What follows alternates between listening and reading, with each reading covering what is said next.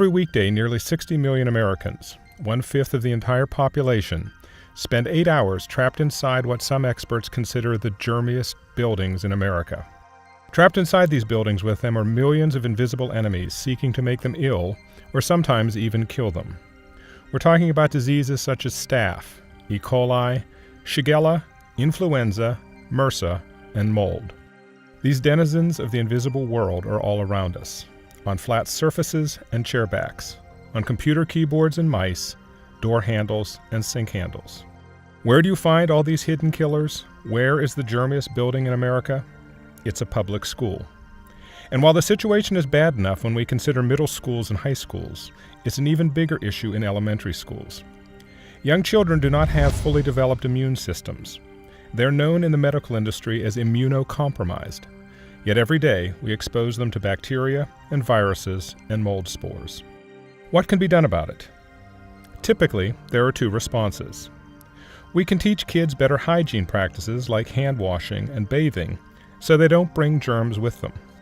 And when they do get exposed, school nurses and doctors are there to help them deal with headaches and nausea. But what can we do about the germs that do get into our schools and onto our surfaces, waiting patiently for days, weeks, even months for unsuspecting hands and pencils and backpacks?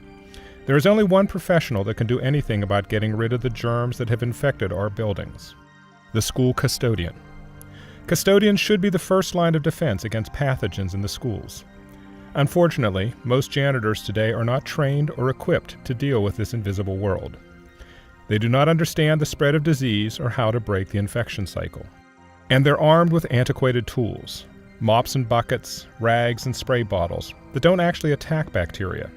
In fact, they spread it around, becoming disseminators that carry disease from surface to surface, classroom to classroom. According to Dr. Charles Gerba of the University of Arizona, mops and rags give germs a free ride. You can actually make things worse if you are not cleaning properly.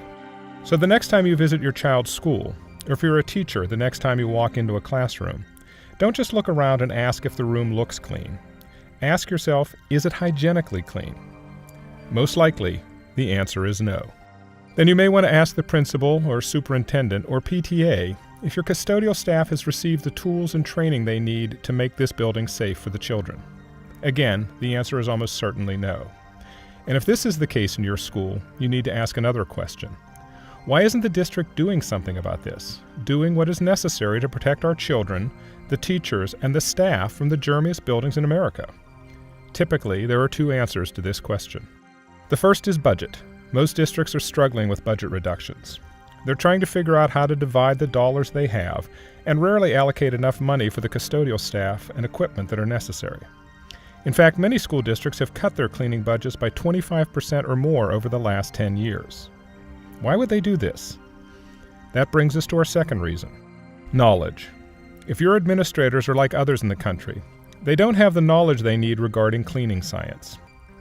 They don't understand that school bathrooms are really biohazard waste transfer stations that can breed disease. They don't recognize that locker rooms and athletic mats are key sources for MRSA, or know what to do about it.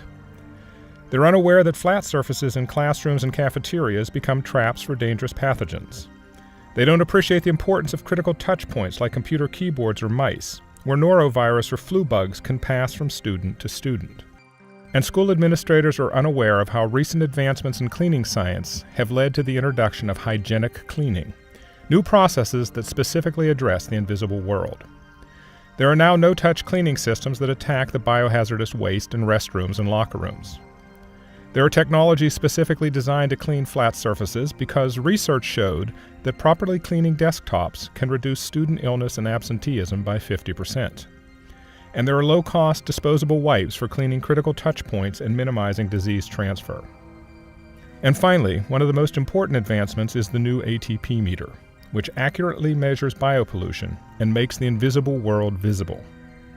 Surprisingly, all of these hygienic cleaning solutions have come from one company dedicated to using science to enhance life: Kaivac Cleaning Systems.